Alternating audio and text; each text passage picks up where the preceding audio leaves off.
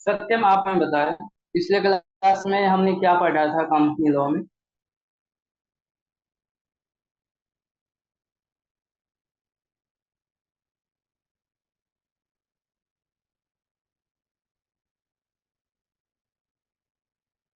Sound नहीं आई आपका।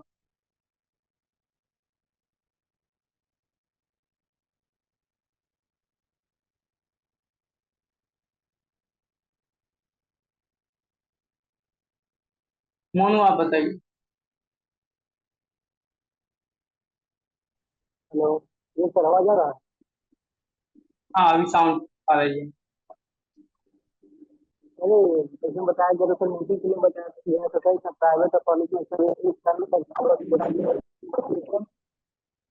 इसका अंतराल सर 120 दिन का होता है सर। और 1% कंपनी का बताया तो सर हाफ क्वार्टरली में होता है सर। और इसका अंतराल सर 90 दिन का होता है। और इसका मीटिंग में सर अगर 1% होता है तो सर वीडियो कॉल से वीडियो कॉल हो सकती है सर। आप कुछ ऐसी बातें होती हैं जो वीडियो और वीडियो कॉल पर नहीं कर सकते। तो financial statement sir, board of report, board of prospectus और ऑडिटिंग और मर्जर डिमर्जर है।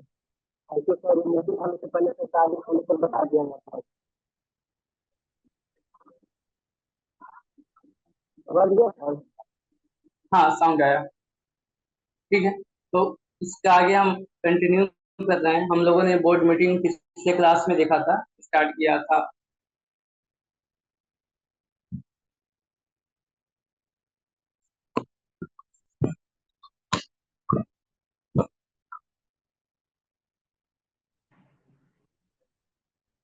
तो हमने आपको पिछले क्लास में बताया था कि बोर्ड मीटिंग क्यों की जाती है, क्या उसका नीड है।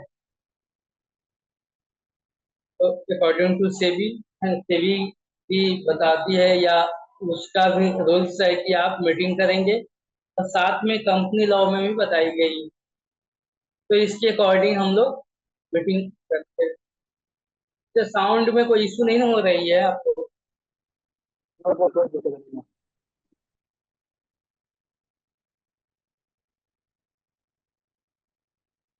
मैंने आपको बताया था पिछले क्लास में भी कि कोई भी कंपनी स्टार्ट होगी तो उसका फर्स्ट जो मीटिंग है विद इन 30 डेज में वो held हो जानी चाहिए।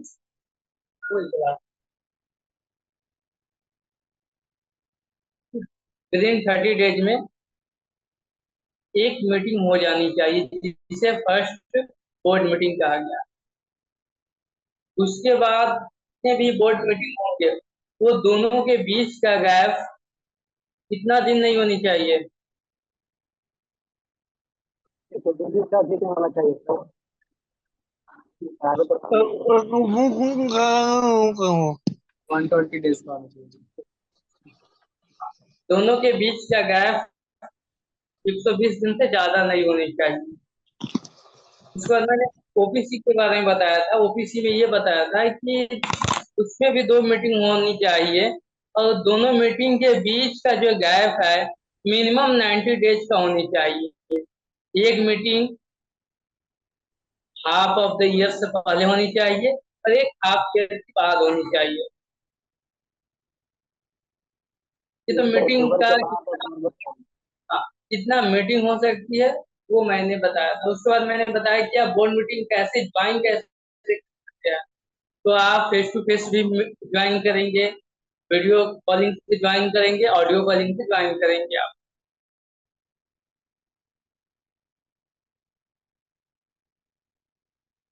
उसके बाद मैंने कुछ ऐसे 5 पॉइंट को डिस्कस किया था, जिसमें मैं बताया था कि इसका अप्रूवल आप ऑडियो कॉलिंग या वीडियो कॉलिंग पे नहीं दे सकते हैं।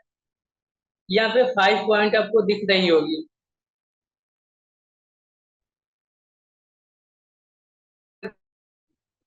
सर आवाज क्लियर नहीं आ रहा है सर। आवाज नहीं आ रहा है सर आपको क्लियर।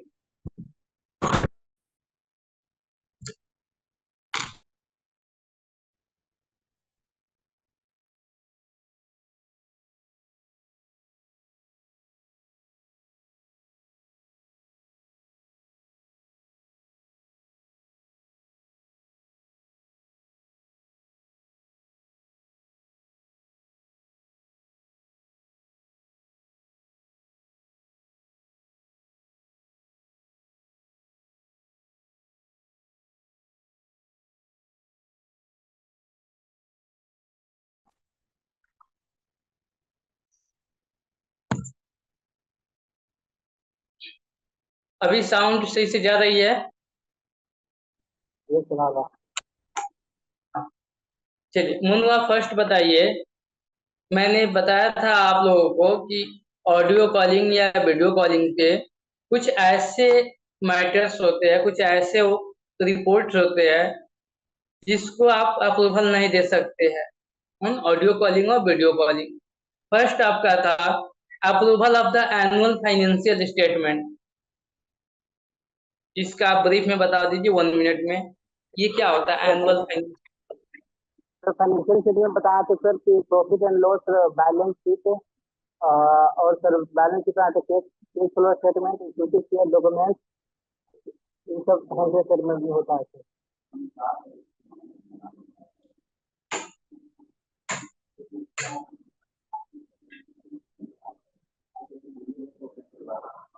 आवाज नहीं है सर?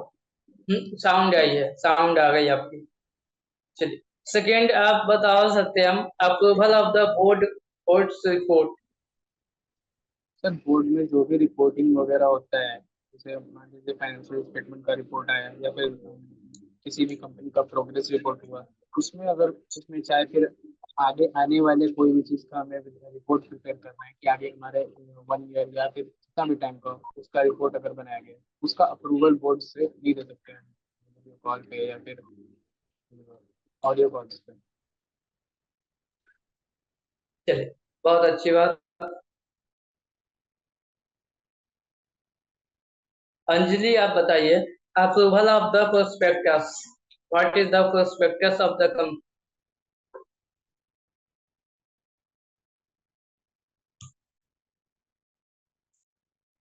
साउंड गया अंजलि आपके पास?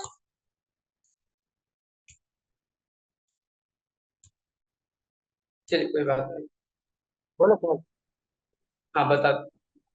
तो पर्पज से स्टार्ट होता है सर, इसमें क्या प्लान सर कंपनी के सर प्लानिंग किया जाता है तो कैसे बिजनेस चलाना है सर, तो स्टार्ट में सर सारा चीज बिल्कुल बता दिया जाता है सर, पर्पज का मतलब।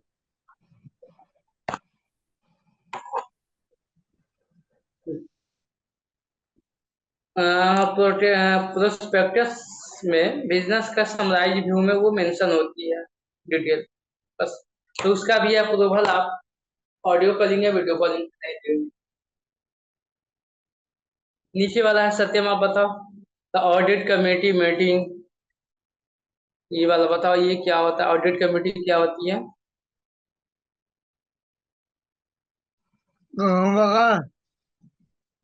हाँ बताइए।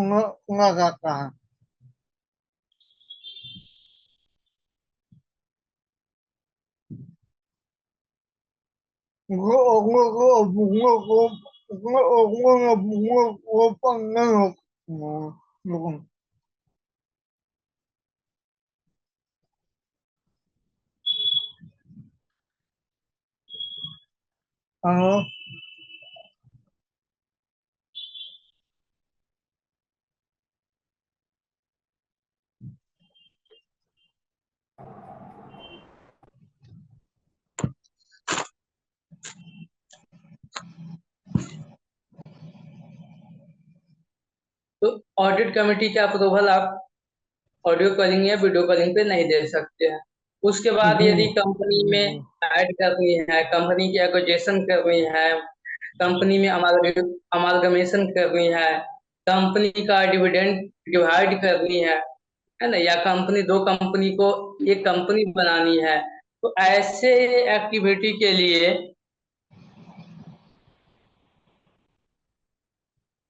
आप इसका अप्रूवल आप बोर्ड मीटिंग, इसका अप्रूवल आप ऑडियो कॉलिंग या वीडियो कॉलिंग पे नहीं देंगे। ठीक है। उसके बाद मैंने आपको बताया था कि जो मीटिंग होती है वो विद इन 7 डेज पहले इन्फॉर्म की जाती है डायरेक्टर्स को। ठीक है। यहाँ तक हम लोगों का पिछला क्लास हो गई थी, इसमें कोई इशू? No sir.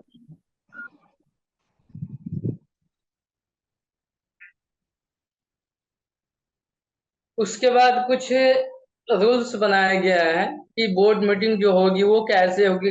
एक स्टैंडर्ड सेट की गई है, एक फॉर्मेट बनाई गई है कि आप बोर्ड मीटिंग कैसे कराएंगे, कौन इसका रिस्पॉन्सिबल पर्सन होगा। ठीक है, तो कोई भी बोर्ड मीटिंग कराने के लिए कुछ स्टेप्स होते हैं, कुछ फॉर्मेट होते हैं, वो फॉर्मेट मैं आपको भी बता रहा हूँ।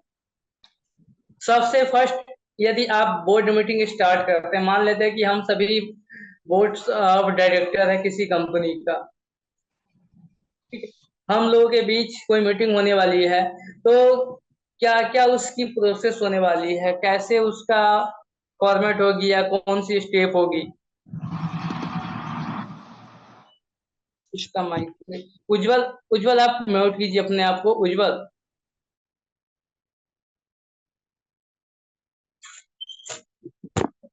ठीक है, सबसे फर्स्ट स्टेप क्या है कि हम बोर्ड मीटिंग कराएंगे तो उसका नोटिस देंगे हम board of director with in 7 days.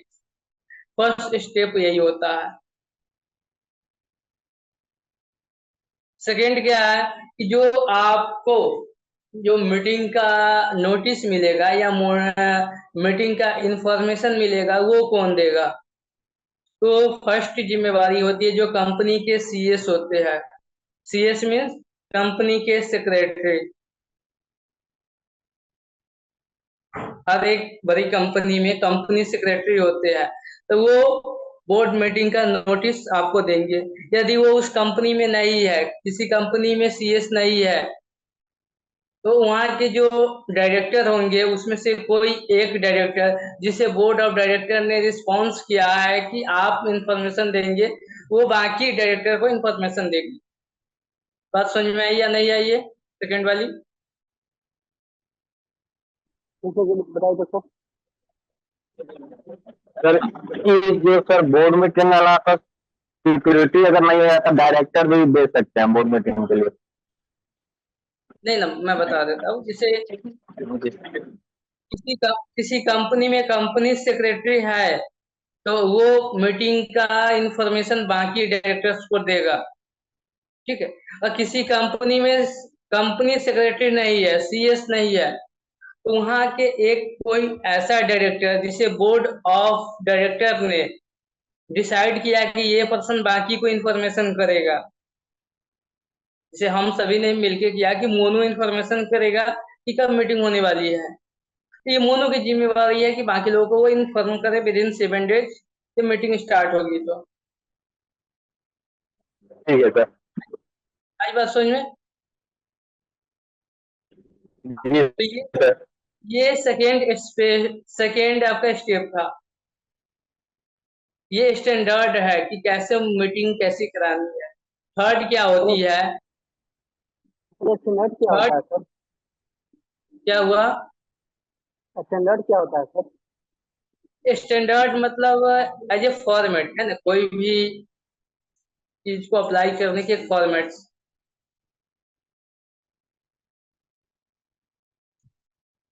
ठीक है, फॉर्मेट होती है, एक स्टेप्स होती है। और थर्ड क्या होती है कि जो भी नोटिस होगा उसका सीरियल नंबर होनी चाहिए उस पे। जैसे आपको मेल आया कि चलो मीटिंग होने वाली है कल या संडे को मीटिंग होने वाली है, तो उस नोटिस में क्या क्या मेंशन होनी चाहिए, जो इन्फॉर्मेशन आपको मिलेगा 7 दिन पहले, उसमें क्या क्या मेंशन होनी चाहिए वो मैं यहाँ बता रहा हूँ।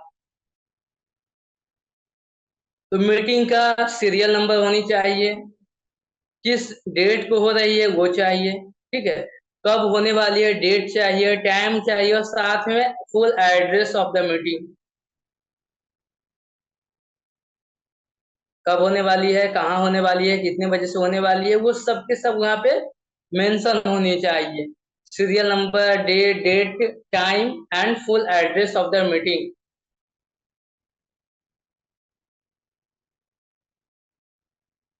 यदि मान लो ये तो फेस टू फेस मीटिंग की हो गई, तो कितने पर्सन ऐसे होते हैं जो इलेक्ट्रॉनिक मोड में ज्वाइन होते हैं। जैसा कि मैंने बताया कि ऑडियो कॉलिंग या वीडियो कॉलिंग से भी ज्वाइन हो सकते हैं। तो वहां पे ये चेक करनी होती है सीएस को, या सीएस नहीं है तो जिस पर्सन को बोर्ड ऑफ डायरेक्टर ने बनाया है कि बोर्ड मीटिंग ये हेल्ड करवाएगा, वो चेक करेगा कि पर्सन का मोबाइल मतलब कॉन्टैक्ट नंबर, ईमेल आईडी, ये सब सही से मेंशन किया गया है या नहीं किया गया है। जैसे अभी आप लोग कैसे ज्वाइन हो, वीडियो कॉलिंग से ज्वाइन हो, जूम मीटिंग पे ज्वाइन हो, तो ऐसे ही मीटिंग जब होगी तो आप ज्वाइन होंगे तो आपको वो चेक की जाएगी कि आपका कॉन्टैक्ट नंबर, आपका ईमेल आईडी सही से दिख रही है बाकी लोगों को या नहीं दिख रही है। तो ये चेक करने की जिम्मेवारी किसके पास है? सीएस के पास। यदि कंपनी में सीएस नहीं है तो जिस डायरेक्टर को रिस्पॉन्स किया गया है वो चेक करेगा। ठीक है। अगला स्टेप क्या है इसमें कि कंपनी की जो बोर्ड मीटिंग हो रही है उसका एजेंडा क्या है, क्या टॉपिक है, क्या मुद्दा है, वो मेंशन होनी चाहिए। जैसे मान लो कि संडे को मीटिंग होने वाली है, तो जिस दिन नोटिस आप लोगों को प्रोवाइड की जाएगी उस नोटिस में वो लिखा रहेगा कि कंपनी का एजेंडा क्या है, क्या मुद्दा रहेगा डिस्कस करने के लिए इस मीटिंग में। सेल का होगा या बैंक का है, लोन का है, क्या चीज का मुद्दा है, बिजनेस को कैसे इंक्रीज की जाए, आउटसाइड इंडिया बिजनेस को कैसे इंक्रीज की जाए, ये सब मुद्दा हो सकती है।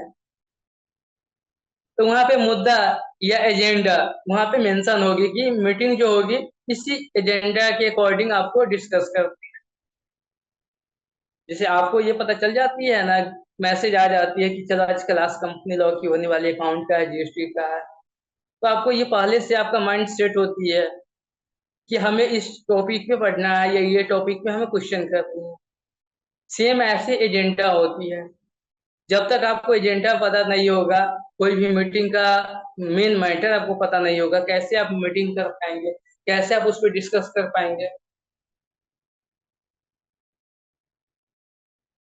तो कंपनी का एजेंडा जब आपको नोटिस मिलेगी उस नोटिस में वो अटैच होगी। बात समझ में आ रही है? Yes sir.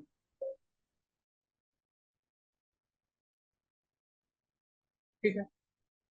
और जितनी भी मीटिंग होगा सबका एक सीरियल नंबर होनी चाहिए कि संडे की आज कौन सी मीटिंग हुई है, अगला संडे को कौन सा मीटिंग होगा, या उसके बाद कौन सी मीटिंग होगी, 1 2 करके सीरियल नंबर होनी चाहिए, ताकि कोई मैटर हो तो उसमें अकॉर्डिंग टू सीरियल नंबर से हम लोग फाइंड आउट कर सकते। एक अगला क्वेश्चन इसमें, अगला स्टेप आती है कि हम मीटिंग कब करेंगे, कहाँ कर सकते हैं, कितने कौन से टाइम में कर सकते हैं। तो आप कभी भी मीटिंग करेंगे, any time, any palace, any day, but holiday के दिन आप मीटिंग नहीं करेंगे। According to company law holiday के दिन मीटिंग नहीं हो सकती। होली डे कितने हैं इंडिया में? जैसे ये जो अपने लोग का ये फेस्टिवल होती है, जैसे आपका ईद है, बकरीद है, दुर्गा पूजा है, क्या इसको हॉलीडे माना जाता है? No no sir. No sir.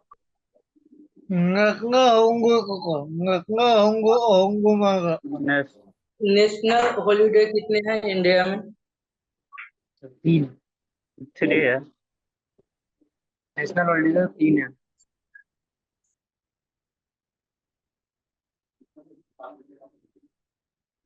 तो कभी भी आप जो बोर्ड मीटिंग जो आप कंडक्ट करवाएंगे तो वो नेशनल हॉलीडे नहीं होनी चाहिए। तो 26 जनवरी नहीं होनी चाहिए, 15 अगस्त नहीं होनी चाहिए, 2 अक्टूबर नहीं होनी चाहिए। ठीक है। तो अभी मैंने आपको फॉर्मेट स्टैंडर्ड बताया बोर्ड मीटिंग का कि क्या क्या स्टेप्स होते हैं। अभी आप समराइज में बताओ हमें 1 मिनट में, कोई भी बताओ आप में से।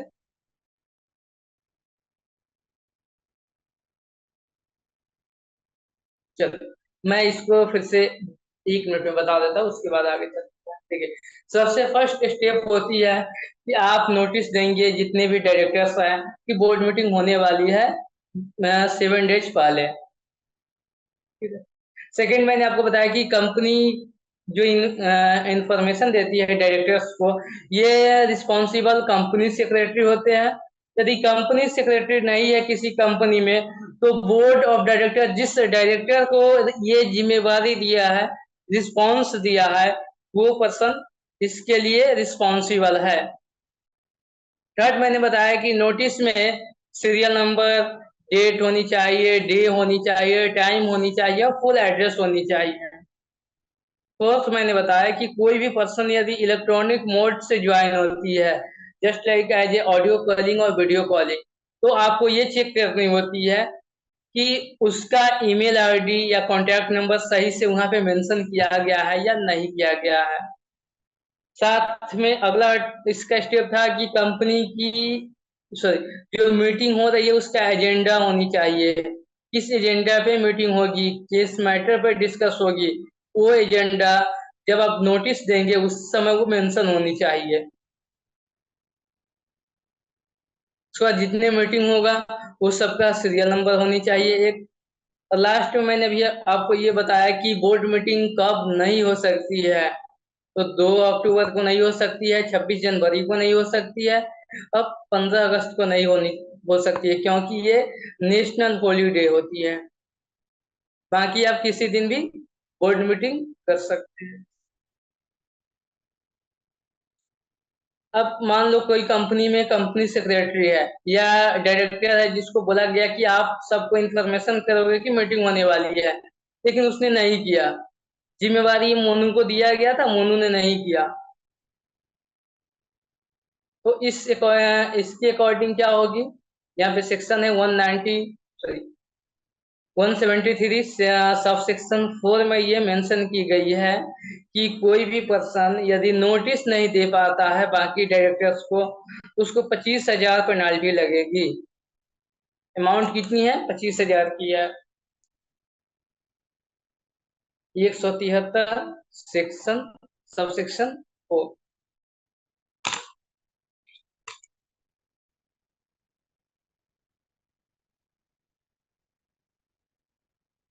उसके बाद अगला सेक्शन है 174। इसमें ये मेंशन किया गया है कि quorum कितनी होनी चाहिए, what is the quorum, minimum number of the person attend to board of meeting. Minimum कितनी होनी चाहिए और quorum के लिए मैक्सिमम कितना लिमिट सेट किया गया है। तो देखिए यहाँ पे आपको पिक्चर दिख रहा है अभी। Yes sir. एक आपका हो गया फुल मीटिंग, मतलब सभी पर्सन अटेंड होंगे। यदि सभी पर्सन अटेंड नहीं होते हैं तो एक कॉलम डिसाइड होती है कि मिनिमम इतना होना ही चाहिए। जैसे अभी आप देख लीजिए, ऑनलाइन क्लास में सारे बैच में गई है मैसेज कि आपके सभी बच्चे ज्वाइन हुए हैं, नहीं हो पाए हैं, तो एक कॉलम मेंटेन किया गया है ना। जैसे 100 है, 100% में से एक कॉलम फिक्स कर दिया जाएगा कि कम से कम इतना ज्वाइन होना ही है या इतना मीटिंग अटेंड कर। तो वो स्टैंडर्ड कंपनी लॉ में क्या बताई गई है वो मैं आपको बता रहा हूँ।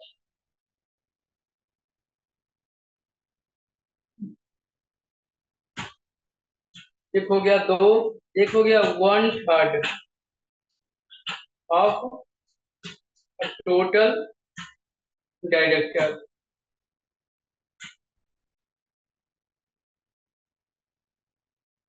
मिनिमम कम से कम कितना पर्सन ज्वाइन होगा तो मीटिंग स्टार्ट होगी, मीटिंग आगे कंटिन्यू होगा। या तो 2 या 1/3 ऑफ द टोटल डायरेक्टर, जो दोनों में से मतलब मिनिमम इसमें से कोई भी हो सकती है। जैसे मान लो किसी कंपनी में 8 डायरेक्टर है, ठीक है, तो उसमें से 2 ने ज्वाइन किया है, तो 8 का 1/3 कितना हो जाएगा। सर मैक्सिमम सर 4 में आना चाहिए सर, जो मतलब बोर्ड मीटिंग या कुछ भी क्लास हो तो मीटिंग 4 में होना चाहिए। क्या बोले, साउंड नहीं आया, फिर से बताइए। क्या बड़ी सर मीटिंग में सर वीडियो कॉल होगा तो फिर सर मैक्सिमम तो 4 होना चाहिए सर पर्सन। नहीं, दो ही। कम से कम ये होनी चाहिए कि 1/3 ऑफ द टोटल, या दो, जो दोनों में से मिनिमम हो। अब मान लो किसी कंपनी में 3 डायरेक्टर है, ठीक है, तो 3 का 1/3 कितना हो गया, 1। ये दोनों हाइयर होनी चाहिए। हम्म, देखो, कम से कम कितनी ज्वाइन होनी चाहिए बोर्ड ऑफ डायरेक्टर मीटिंग में, तो 2 या 1/3 ऑफ द टोटल डायरेक्टर, जो दोनों में से हाइयर। यहाँ पे 1 और 2 में हाइयर कौन है, 2 है, तो कम से कम 2% जब ज्वाइन होगा तभी मीटिंग स्टार्ट होगी। बात समझ में आ रही है या नहीं आ रही है? 2 या 1/3 ऑफ द टोटल डायरेक्टर, जो दोनों में से ज्यादा हो।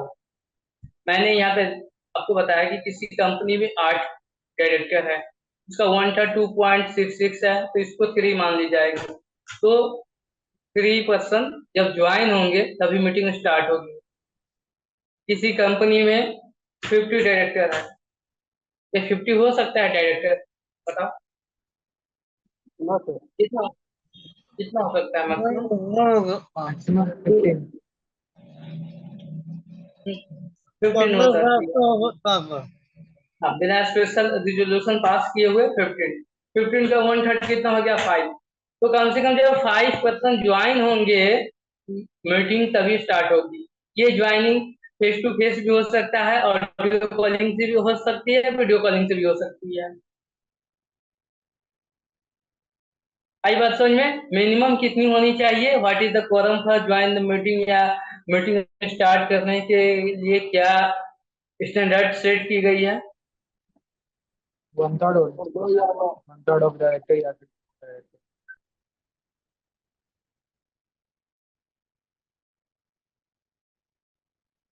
ठीक है, आगे कंटिन्यू करें, ये समझ में आ गई? Yes sir.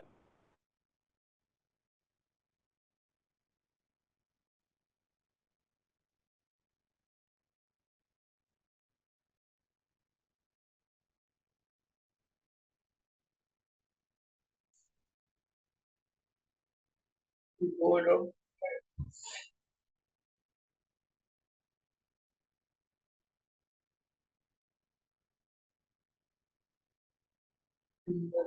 One voice. अब उसके बाद कुछ ऐसे जनरल आइटम होते हैं और कुछ ऐसे स्पेशल आइटम होते हैं। अकॉर्डिंग टू बोर्ड मीटिंग के हिसाब से कुछ आइटम को अलग रखी जाती है, कुछ आइटम को अलग। जैसे यहाँ पे जनरल आइटम क्या क्या हो सकती है किसी भी बोर्ड मीटिंग के लिए? Noting minutes of the meeting of the audit committee and committee. Noting minutes किसी को पता है क्या ये होता है? आपको पीडीएफ सबको दिख रही है? अब जनरल आइटम का फर्स्ट वाला देखिए आप, यस सर। बता सकते हैं क्या होता है ये? नो सर, नहीं पता।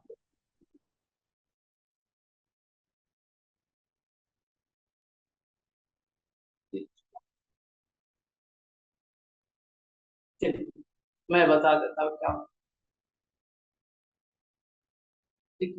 ऑडिट कमेटी जो होती है, ऑडिट कमेटी मतलब जो फाइनेंशियल डाटा को ऑडिट करती है कंपनी का, उसके अकॉर्डिंग कंपनी की डाटा प्रेजेंट होती है, नोटिंग कितना मिनट्स अकाउंट। उसका एक्चुअल डाटा है। हाँ, मतलब जो ऑडिट कमेटी होती है, जो बुक्स ऑफ अकाउंट का ऑडिट करती है, वो ये देखती है कि जब वो ऑडिट करती है तो उसको कुछ ऐसे पॉइंट मिलते हैं, ऐसे डाटा मिलते हैं जिसको वो कहीं पे नोट करते हैं। जैसे आप ऑडिट के लिए सर जाओ, तो आप नोटिंग मान लो कि आप सर नोटिंग मिनट्स में मीटिंग्स का प्लेस नेम या फिर डेट एंड टाइम भी होता है, साथ साथ उसमें लिस्ट होता है मीटिंग पार्टिसिपेंट्स का, मीटिंग का पर्पस होता है, एजेंडा का आइटम्स होता है, फिर अगली मीटिंग कब होगी उसका डेट और प्लेस, इसका संभावित डेट और प्लेस होते हैं। जो जो डॉक्यूमेंट में मीटिंग रिपोर्ट्स हुई है, जो मीटिंग्स मैं में वही जो रिपोर्ट वही फाइनेंस करना वही होता है। एग्जाम्पल बता देता हूँ, वही एग्जाम्पल बता। तो आप जैसे उज्जवल, सत्यम और मोनू, ये तीनों आदमी को ऑडिट कमेटी, आप लोग ऑडिट कमेटी में हो, तो आप किसी कंपनी को के लिए ऑडिट के लिए गए, आप कोई बड़ी कंपनी है, आपको भेजा गया है ऑडिट के लिए। अब वहां पे आप क्या देखोगे कि जब जैसे आप मान लो कि आप स्टॉक ऑडिट कर रहे हो वहां, या कोई फाइनेंशियल ट्रांजेक्शन का ऑडिट आप कर रहे हैं, तो आपको कहीं कोई मिस्टेक दिख रही है, तो आप अपने नोटबुक में उसको मेंशन करेंगे कि हमें ये लगा कि ये स्टॉक जो है 10,000 इस था बुक्स ऑफ अकाउंट में, बट यहाँ प्रेजेंट हो रही है 9,000। आप वह मेंशन करोगे कि ये क्वांटिटी या प्रोडक्ट या स्टॉक इतना ही है। कोई ऐसी डाटा है जिसमें कम प्राइस दिया गया है, बाकी में कुछ में ज्यादा प्राइस दिया गया है, सेल वैल्यू कम पे दिखाया गया है, या B2B वाले में मतलब कोई भी इशू हो रही है, तो आप वो सबको अपने नोटबुक में मेंशन करते हैं, उसी को नोटिंग मिनट्स बोला गया है। तो जब ऑडिट कमेटी किसी कंपनी का फाइनेंशियल डाटा चेकअप करते हैं, ऑडिट करते हैं, तो उस समय जो खामियां मिलती है, जो एरर मिलती है, उसको जो नोट डाउन करते हैं, जिस पेज पे या जिस नोट पे नोट डाउन किया जाती है, उसे नोटिंग मिनट्स बोला जाता है। तो ये किसी भी बोर्ड मीटिंग के लिए ये जनरल आइटम का पार्ट, वो मेंशन करनी होगी, दिखानी होगी कि हमारी कंपनी में क्या क्या इशू चल रही है, क्या क्या फाइनेंशियल इशू हो रही है। आई बात समझ में, या अभी भी कंफ्यूजन इसमें? No sir. उसके बाद approving financial statement and board's report. आपने अभी देखा है कि फाइनेंशियल स्टेटमेंट और बोर्ड रिपोर्ट्स जो है, इसको आप ऑडियो कॉलिंग या वीडियो कॉलिंग पे अप्रूवल नहीं देंगे, आप फेस टू फेस अप्रूवल देना होगा। और ये कौन सी आइटम पार्ट कहलाएगा? ये जनरल आइटम का पार्ट है, क्योंकि ये सबको जानने का अधिकार है कि कंपनी का फाइनेंशियल स्टेटमेंट और बोर्ड रिपोर्ट क्या है, क्या चल रही है कंपनी में, जितने भी शेयर होल्डर्स है, सबको ये पता होनी चाहिए कि कंपनी का रियल पोजीशन क्या है।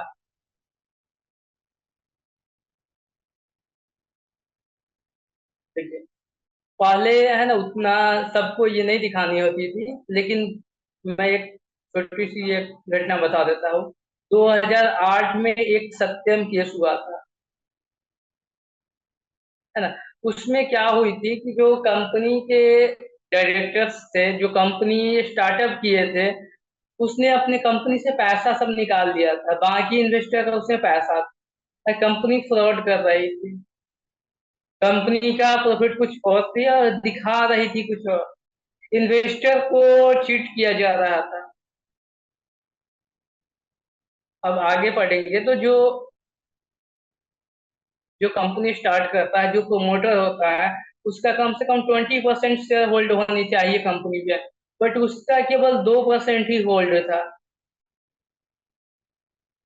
और जैसे रिपोर्ट बाहर निकली, है ना, इन्वेस्टर का पैसा, शेयर की वैल्यू सब खत्म हो गई, बहुत लॉसेस हुआ। तब से ये बताया गया है कि जब भी फाइनेंशियल स्टेटमेंट आपकी हो, वो पब्लिकली मेंशन होनी चाहिए, सबको पता होनी चाहिए।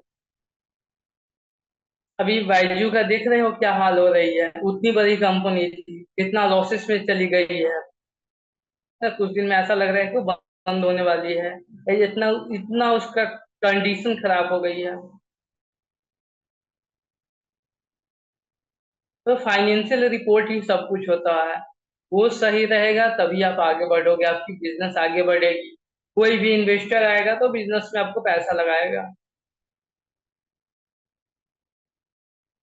तो इसमें कोई इशू नहीं होनी चाहिए।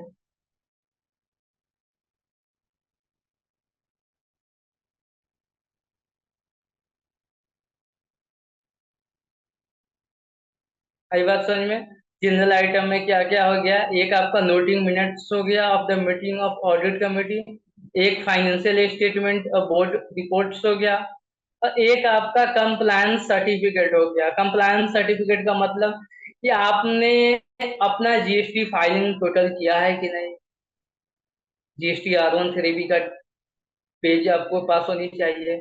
आप टीडीएस का सही से कंप्लायंस किए हो कि नहीं, चालान का पेमेंट किए हो कि नहीं, फाइलिंग सही से किए हो या नहीं, वो पता होनी चाहिए सबको।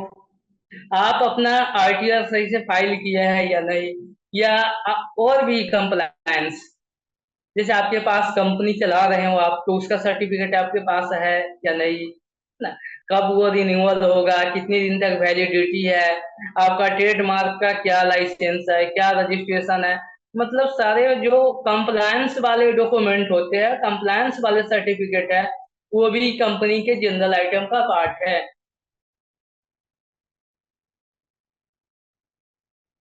ठीक है। उसके बाद आपकी कंपनी कौन से आइटम डील कर रही है, आपकी बिजनेस कैसी है, तो उसके अकॉर्डिंग जो लॉ बनी हुई है, गवर्नमेंट ने जो लॉ बनाया है, क्या उसको आप सक्सेस तरीके से आप उसको फुलफिल कर रहे हैं या नहीं कर रहे हैं। इसमें एग्जांपल बता दूं कि आप यदि मेडिसिन बनाते हैं तो उसका अलग प्रोसेस होती है, उसमें आपको ड्रग्स के लिए लाइसेंस लेनी होती है। आप फूड का कोई बिजनेस स्टार्ट करते हैं, जैसे fast food, Maggi, biscuit, chocolate, ये सब बनाने के लिए, तो उसके लिए अलग से आपको फूड लाइसेंस लेनी होती है कि आपके पास वो लाइसेंस है या नहीं है। आप उस एक्ट के तहत अपना डॉक्यूमेंट सही से रजिस्ट्रेशन कराए हैं या नहीं कराए हैं।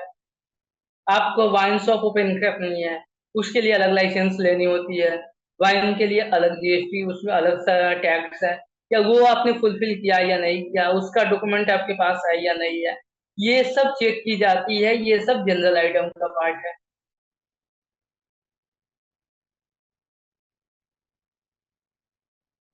और फिफ्थ सबसे last point, appointment of the secretarial auditor and internal auditor. Auditor का नाम नाम से ही पता चल रहा है। ऑडिटर का मतलब क्या हुआ, यहाँ पे दो है, एक सेक्रेटरियल मतलब एक्सटर्नल ऑडिटर, एक इंटरनल ऑडिटर। ऑडिटर होता क्या है, बताओ आप में से कोई।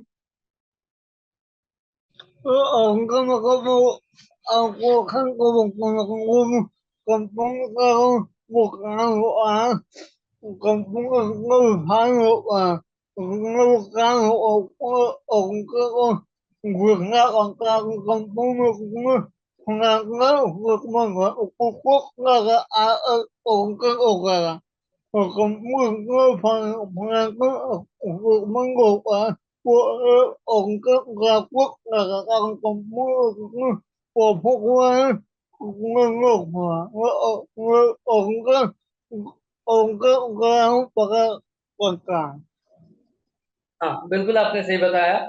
ऑडिटर जो है वो ऑडिट, जैसे कंपनी का जो फाइनेंशियल स्टेटमेंट होता है उसका ऑडिट करना, मतलब चेक करने वाला। जैसे आप किसी कंपनी में जूनियर अकाउंटेंट हो, तो आपका कोई चेक करते हैं की जाती है कि आप जो एंट्री पास किए हो सही है या गलत है, आपने जो रिपोर्ट बनाया वो सही है या गलत है। तो ये जो चेक करता है उसे ऑडिटर बोला जाता है, मतलब बड़े लेवल पे जो चेक की जाती है। तो एक आपका होता है इंटरनल ऑडिटर। इंटरनल ऑडिटर जो है वो कंपनी के स्टाफ होते हैं, वो चेक करते हैं। जैसे आप जूनियर अकाउंटेंट हो, आपकी कोई गलती हुई है तो आपका सीनियर अकाउंटेंट चेक करेगा, उससे वो मिस्टेक नहीं मिल पाई तो इंटरनल ऑडिटर उसको चेक करेगा कि आपने जो रिपोर्ट बनाया है वो सही है या गलत है, आपने जो डाटा डाला है, मेंशन किया है, क्या वो सही है या गलत है। वो चेक करने का काम क्या है, किसको है, इंटरनल ऑडिटर का। और उसका भी एक चेक की जाती है जो होता है कि एक्सटर्नल ऑडिटर या सेक्रेटरियल ऑडिटर। ये जनरली सीए होते हैं, चार्टेड अकाउंटेंट होते हैं। तो जो सेक्रेटरियल ऑडिट होता है, जब कोई सीए का साइन इन स्टाम्प लग जाती है, वो वैलिड मानी जाती है। अब उसमें कोई मिस्टेक हो रही है तो उसका रिस्पॉन्स कंपनी नहीं लेगी, उसका रिस्पॉन्स वो सीए लेंगे। बात समझ में आ रही है।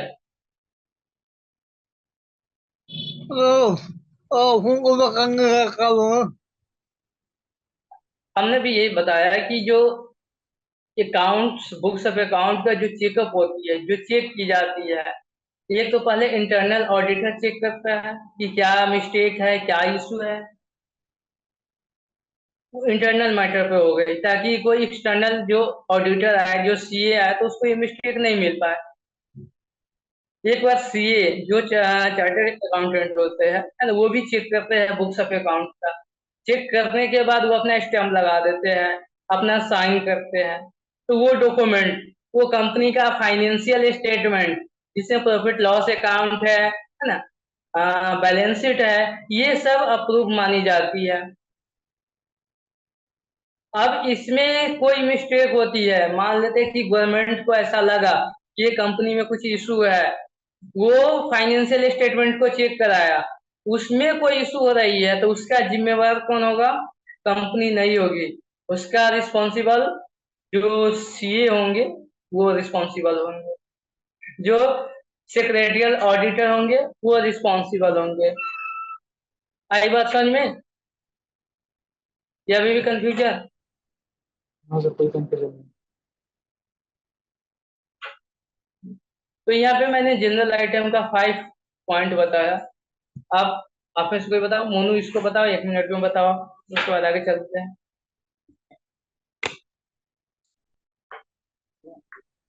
क्या बताएं? तो पहले सर नोटिंग मीटिंग बताया सर, और क्लोजिंग मीटिंग में बोर्ड ऑफ रिपोर्ट बताया है, याद है। और स्पेशल कंपनी होना चाहिए सर।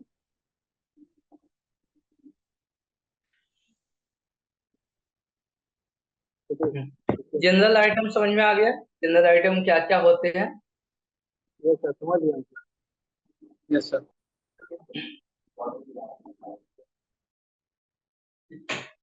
अब आपको बताते हैं स्पेशल आइटम क्या होता है बोर्ड मीटिंग के लिए।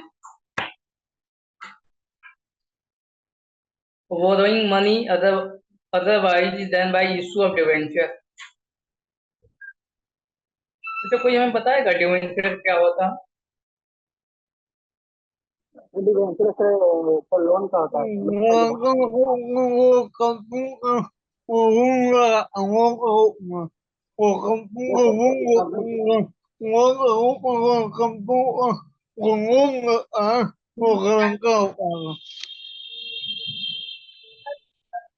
बस आधा घंटा में। हाँ, आपकी साउंड आई है, चलिए सही है। ठीक। देखिए, ये स्पेशल आइटम में इसलिए रखी गई है क्योंकि ये फाइनेंशियल, और साथ में इसमें यदि कंपनी कहीं से बोरोइंग करती है, कहीं से पैसा लेती है, other than issue of debenture, company को पैसा चाहिए तो दो फॉर्मेट से पब्लिक से पैसा लेती है, एक इशू ऑफ शेयर, एक issue of debenture. Issue of share means company ownership transfer कर रही है, और डिवेंचर इशू करती है, इसका मतलब ये हुआ कि कंपनी लोन ले रही है, सामने वाले पार्टी को वो उसका इंटरेस्ट देगा। अगर शेयर इशू कर रही है तो इसका मतलब कंपनी सामने वाले पार्टी को, इन्वेस्टर को, डिवेंचर मतलब उसको डिविडेंड देगा। तो जब कंपनी शेयर इशू करेगी तो इन्वेस्टर को डिविडेंड दी जाती है। कंपनी जब डिवेंचर इशू की करती है तो बदले में इंटरेस्ट दी जाती है। ऐसा इसलिए क्योंकि डिवेंचर से जो पैसा मिलता है उसको लोन, एज ए लोन माना जाता है, लोन का ही पैसा होता है, उसको फिर वापस करनी होती है। तो कंपनी, कोई भी कंपनी यदि डिवेंचर के अलावा कहीं से पैसा ले रही है, जैसे कंपनी बैंक से पैसा लिया लोन के फॉर्मेट में, या आप कोई रिलेटिव हो, आपसे कंपनी ने पैसा ले लिया, तो उसको वहां पे मेंशन करना होता है। वो स्पेशल आइटम होता है, वो सबको नहीं बताना होता कि हमने कहाँ कहाँ से पैसा लिया। ठीक है। जैसे विजय माल्या ने पीएनबी बैंक से 9,000 करोड़ पैसा लेकर के भाग गया, वो निकल गया, उसको पैसा मिला, उसने बैंक से पैसा मिला, तो वो उसके लिए क्या था? स्पेशल आइटम का पार्ट था, क्योंकि उसने डिवेंचर इशू करके पैसा नहीं लिया था, बैंक से फ्रॉड करके पैसा लिया। तो फ्रॉड नहीं करनी है। मैं एग्जांपल ऐसे बताया हूँ कि आप जब बैंक से पैसा लोन के फॉर्मेट में लेते हैं या किसी दूसरे पर्सन से भी लेते हैं other than issue of debenture, तो वो स्पेशल आइटम होता है बोर्ड मीटिंग। आई बात समझ में? क्या सर फिर से यस बोले सर। तो सर, रिपीट करिए तो। क्या हुआ बताइए मनु? ये क्या बोले सर, जो बैंक से लेता है सर वो सर ये लोन होता है ना सर, बैंक से ले लेता है। देखिए, कंपनी लोन कैसे लेती है? कंपनी दो टाइप का लोन लेती है। यदि कंपनी डिवेंचर इशू करके लोन ले रही है तो वो उसका जनरल आइटम का पार्ट हो गया। लेकिन company other than issue of debenture, उसके अलावा लोन कहीं से ले रही है, बैंक से या किसी रिलेटिव से, तो वो कंपनी के बोर्ड मीटिंग के लिए स्पेशल आइटम का पार्ट हो गया। आइए समझ में। ये सर। अगला है investing the fund of the company. Company के फंड को कहीं पे इन्वेस्टमेंट करना। पता है कंपनी के पास जो पैसा होती है, कंपनी भी दूसरे कंपनी में पैसा लगाती है, कंपनी भी शेयर मार्केट में पैसा लगाती है। जैसे रिलायंस वाले को टाटा से पैसा चाहिए तो टाटा टाटा कंपनी रिलायंस वाले को पैसा देंगे। ये क्या हुआ? इन्वेस्टिंग किया गया, फंडिंग की गई एक कंपनी से दूसरे कंपनी में। तो ये भी स्पेशल आइटम का पार्ट है कि कोई भी कंपनी, मतलब हमारी जो कंपनी है, हम कहीं पे इन्वेस्टमेंट कर रहे हैं, कितना पैसा इन्वेस्टमेंट कर रहे हैं, ये हमारे बोर्ड मीटिंग के लिए जनरल आइटम का पार्ट नहीं है, वो हमारे स्पेशल आइटम का है। ठीक है। वैसे ही है ग्रांटिंग लोन्स और गिविंग गारंटी और providing security in respect of loan. हम किसी को लोन प्रोवाइड करते हैं, जैसे कंपनी भी किसी को लोन देती है, इन्वेस्टिंग अलग पार्ट हो गया। जैसे किसी के शेयर में पैसा लगाना इन्वेस्टिंग हो गया। और किसी को डिवेंचर देते हैं, हम डिवेंचर में पैसा लगाते हैं। जैसे मेरी कंपनी है, हम किसी कंपनी के डिवेंचर में भी पैसा लगा सकते हैं, शेयर में भी पैसा लगा सकते हैं। हम किसी कंपनी के डिवेंचर में पैसा लगाएंगे तो हमारे लिए लोन का पार्ट, मतलब हम किसी कंपनी को लोन दिए हैं, हम शेयर में पैसा लगाएंगे तो इसका मतलब ये हुआ कि हम इन्वेस्टिंग किए हैं उस कंपनी में। ये सब के सब क्या है? स्पेशल आइटम का पार्ट है। हम कहीं से लोन लेते हैं other than debenture of issue करके, है ना, या हम किसी कंपनी में पैसा लगाते हैं, किसी के शेयर में पैसा लगाते हैं, या हम किसी कंपनी के डिवेंचर में पैसा लगाते हैं, या हम किसी को गारंटी देते हैं कि ये लोन कोई पेमेंट नहीं करेगा तो इसका पेमेंट हम करेंगे। गारंटी का मतलब यही होता है ना। जैसे सत्यम ने मोनू को दे दिया 5 लाख, सत्यम को बिलीव नहीं हो रहा था मोनू देगा पैसा, वापस करेगा कि नहीं, तो हम एज ए गारंटी बने कि ठीक है मोनू का पैसा दो। यदि मोनू बाय डिफॉल्ट पैसा नहीं देगा तो इसकी जिम्मेवारी मेरे पास है। तो यहाँ पे हमने क्या किया? सत्यम को गारंटी दिया। कंपनी भी है ना गारंटी देती है कुछ दूसरे कंडीशंस में, केसेस में। तो हम या तो किसी को लोन दे या लोन के लिए गारंटी दे, ये भी स्पेशल आइटम का पार्ट है। अगला टॉपिक है, मतलब अगला पॉइंट है making political contribution. Political party को कितना फंड करें? पता है कितना फंड मैक्सिमम आप कितना फंड कर सकते हैं? आपको आगे बताया जाएगा कंट्रीब्यूशन वाले क्लास में, मैं ऐसे भी यहाँ बता दूं। पिछला 3 साल का जो आपका टर्नओवर है उसका 7.5% आप मैक्सिमम कंट्रीब्यूशन कर सकते हो। जैसे एग्जांपल मान लीजिए, आप किसी कंपनी को पॉलिटिकल फंडिंग दे रहे हो। मान लो कि पिछला साल आपका 100 CR का टर्नओवर था, है ना, इस साल आपका एक और पिछला साल का आपका हम मान लेते हैं 250 CR का टर्नओवर था। इसलिए ये 3 साल का है। ठीक है। पिछला 3 साल का ये आपकी टर्नओवर की डाटा है। इसका एवरेज कितना हो जाएगा?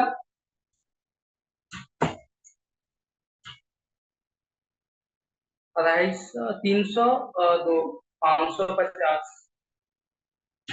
550 डिवाइड करिए, इसका 183।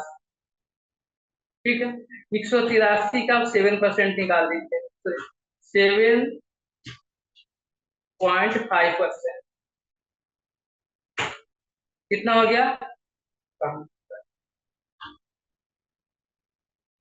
13 करोड़ 75 लाख तक आप कंट्रीब्यूशन दे सकते हो, पॉलिटिकल पार्टी को आप पैसा दे सकते हो, फंडिंग आप दे सकते हो। आप देखे होंगे जितनी भी बड़ी कंपनी होती है वो गवर्नमेंट को फंडिंग करती है, पैसा देती है।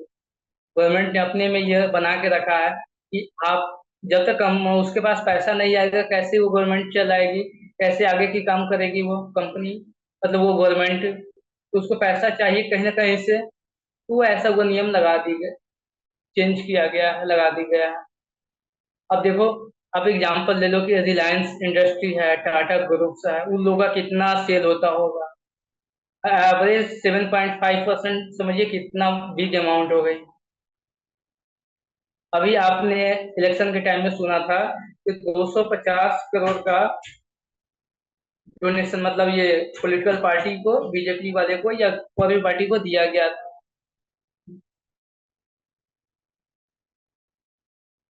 तो ये जो है, जो फंड है, डोनेशन दी जाती है या पॉलिटिकल पार्टी को कंट्रीब्यूशन की जाती है, ये company according to company act है। कंपनी एक्ट में ऐसा चेंज किया गया ताकि गवर्नमेंट को पैसा आ सके। अब सिंपल सी बात है, जो कंपनी जिस गवर्नमेंट पॉलिटिकल पार्टी को पैसा देगा, वो पार्टी उसी कंपनी की बात सुनेगी, उसी के फेवर में लॉ लॉ बनाएगी। बात समझ रहे हैं ना, एक दूसरे से कैसे कनेक्टेड होती है।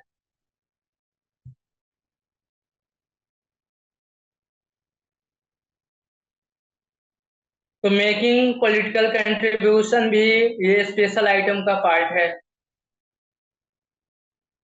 उसके बाद making call on shareholders in respect of money unpaid on their shares. आपको पता है कि कंपनी के जब आईपीओ आती है तो मैंने आपको बताया था कि वो इंस्टॉलमेंट की जैसे पैसा लेती है। पहले आपका एप्लीकेशन मनी, उसके बाद अलॉटमेंट मनी, उसके बाद फर्स्ट कॉल, सेकेंड कॉल, उसके बाद फाइनल कॉल, या फर्स्ट कॉल और फाइनल कॉल। ऐसे वो पैसा लेती है अपने इन्वेस्टर से। अब मान लो मोनू ने किसी शेयर का, किसी कंपनी का 500 शेयर परचेज किया है, जिसमें एक शेयर का प्राइस 100 रुपया है। टोटल उसने 50,000 का शेयर परचेज किया है, और मोनू ने अभी केवल 50 रुपया ही पेड किया है, 50 रुपया उसका बांट दिया। तो कंपनी मांगेगा ना मोनू से पैसा, नोटिस देगा कि हमें अब पैसा दो आप। तो इस टाइप की जो नोटिस है, जो कॉल मनी का जो नोटिस है, ये स्पेशल आइटम का पार्ट है, ना कि जनरल आइटम का पार्ट है। ये सब समझ में आ रहा है ना, ये बाउंस कर रही है ये सब। आ रहा है।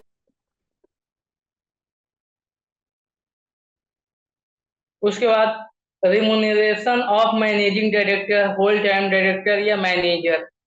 मैनेजर या डायरेक्टर या होल टाइम डायरेक्टर का पैसा जो होता है, वो पैसा जनरली क्या मिलती है, जो नेट प्रॉफिट होती है उस पे मिलती है।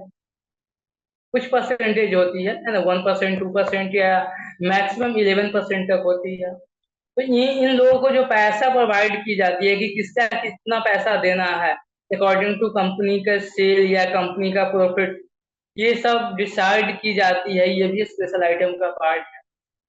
मतलब मैनेजिंग डायरेक्टर को कुछ कमीशन देना है, उसको सिटिंग फी देना है, या होल टाइम डायरेक्टर को पैसा देना है, मैनेजर को पैसा देना है, ये सब स्पेशल आइटम का पार्ट होता है। क्यों स्पेशल आइटम का पार्ट होता है? क्योंकि ये सब कैलकुलेशन होता है नेट प्रॉफिट पे। कंपनी की जितनी प्रॉफिट है उसके अकॉर्डिंग इन लोग का कंट्रीब्यूशन, मतलब रिमुनरेशन बनती है, कैलकुलेशन होती है।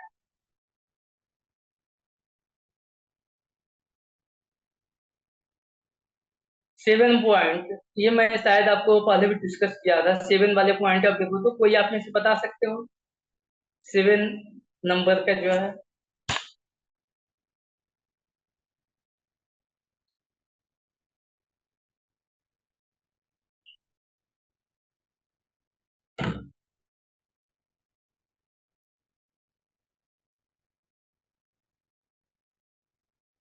की मैनेजियल पर्सनल, किसी को पता है क्या होता है ये?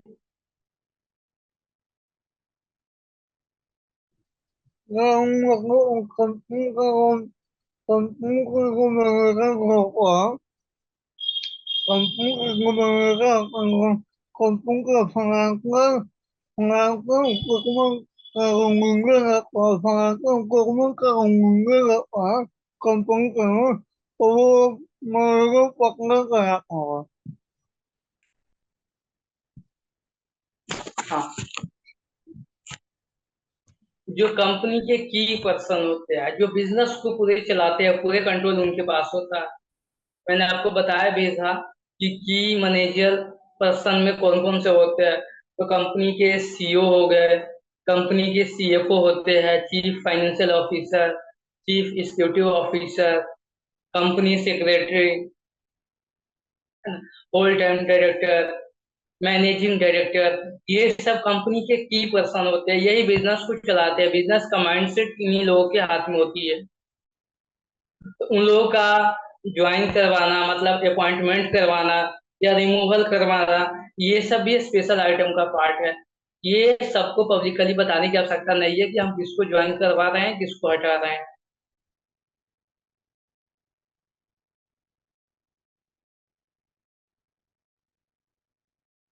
ठीक है।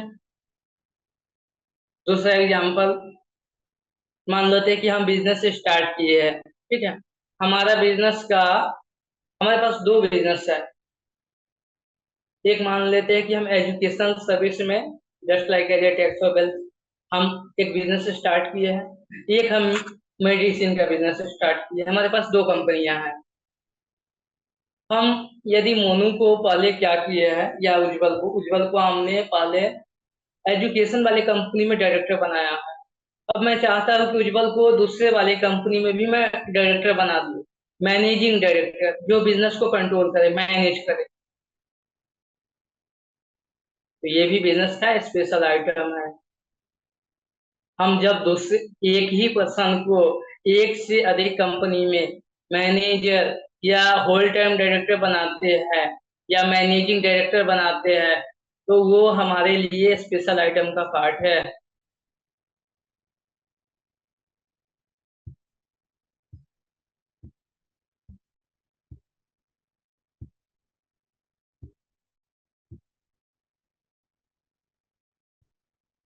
आई बात समझ में? उसके बाद रिलेटेड पार्टी ट्रांजेक्शन, ये क्या होता है? ये भी बताया गया है। आप लोग कोई कुछ बताते नहीं हो भाई। Related party transaction, 9 point.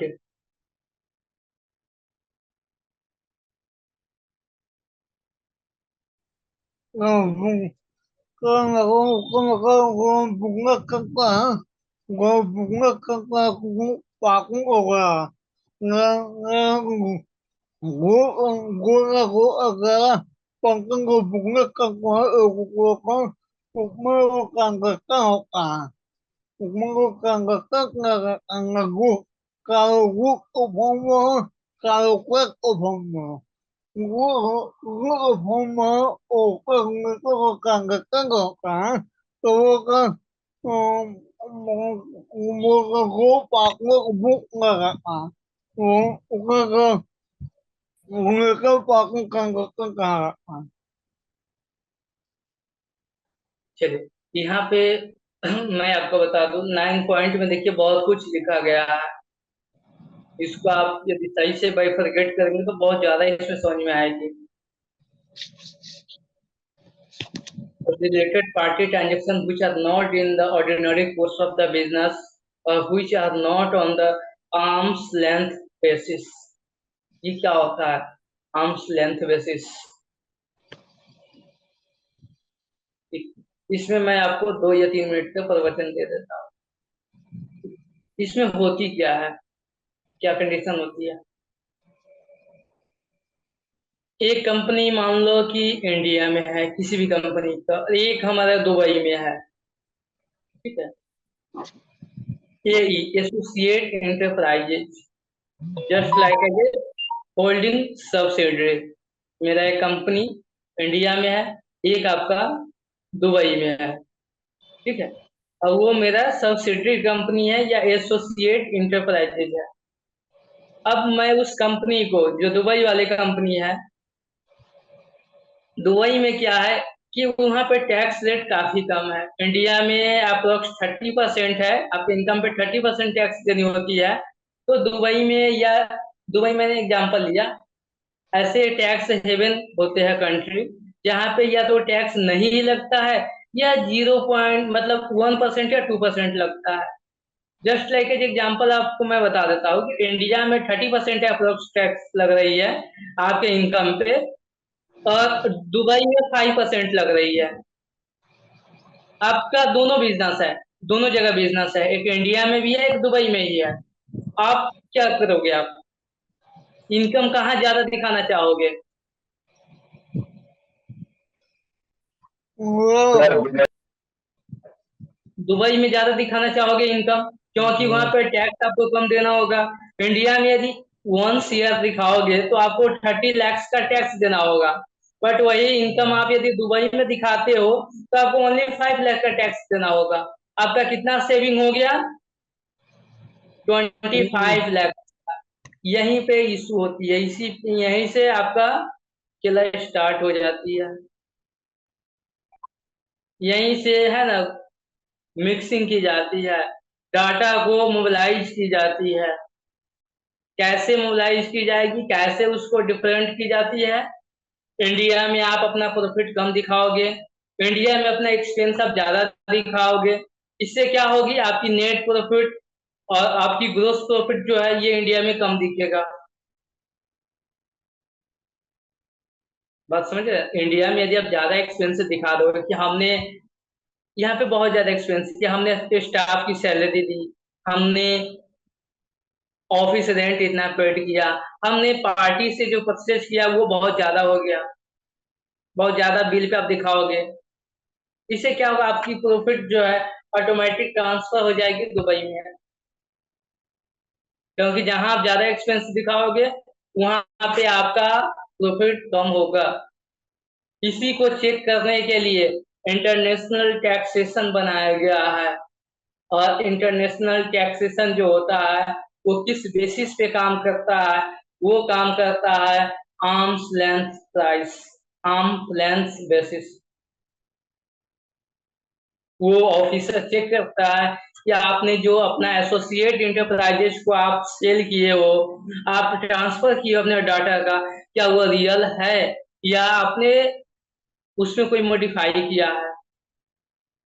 वो कैसे चेक करेगा कि मार्केट में वो चीज कितनी में मिल रही है, कितना उसमें एक्सपेंस लग रहा है, और आप अपने एई के साथ कितना एक्सपेंस दिखा रहे हो। वो सब चेक करने के लिए इंटरनेशनल टैक्सेशन बनाया गया है, और वो आर्म्स लेंथ बेसिस पे काम करती है। तो इस टाइप के जो भी ट्रांजेक्शन होता है रिलेटेड पार्टी का हो गया, या अपने एसोसिएट इंटरप्राइजेस को करनी है, तो ये सब आपका स्पेशल आइटम का पार्ट है, ना कि जनरल आइटम का। वैसे अगला पॉइंट है आपका है purchase and sale of the subsidiary asset which are not in the normal course of the business.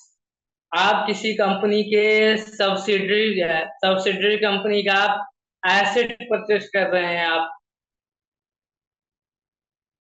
जैसे मेरा कोई सब्सिडरी कंपनी मान लेते हैं कि नेपाल में, नेपाल अलग हो गया, मान लेते हैं वेस्ट बंगाल में मेरा कोई सब्सिडरी कंपनी है, तो वहाँ का एसेट हम परचेज करेंगे, वहाँ की लैंड बिल्डिंग हम परचेज करेंगे, तो ये भी हमारे लिए स्पेशल आइटम है। Approve payment to directors for loss of the office. कुछ डायरेक्टर्स जो होते हैं वो कंपनी को छोड़ के चले जाते हैं, रिमूव की जाती है, तो उसके बदले में उसको कितना कंपनसेशन दिया जाए, इसका अप्रूवल आपका जनरल आइटम का पार्ट नहीं है, it is special item in board meeting. अभी देखिए मैंने स्पेशल आइटम कितना बताया, 11 हो गया।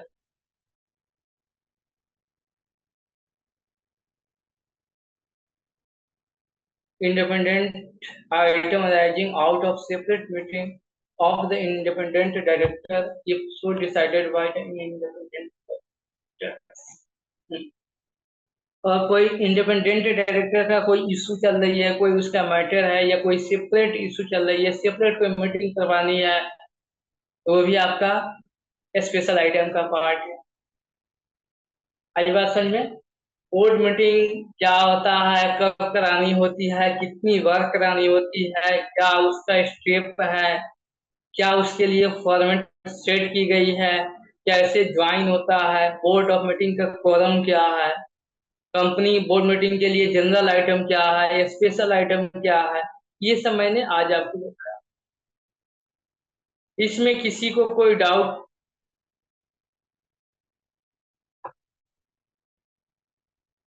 तो आपको क्या करनी है, जनरल आइटम भी याद रखनी है, और साथ में स्पेशल आइटम का कोई 5, मैंने 12 यहाँ पे बताया, आप इसमें जो आपको 5 ज्यादा अच्छा लगे वो आप उसको याद कर लेना सही से।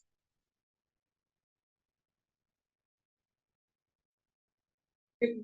अभी भी आपकी बोर्ड मीटिंग चलेगी, कुछ 1-2 दिन आप चलेगी, उसके बाद अगला टॉपिक स्टार्ट करेंगे।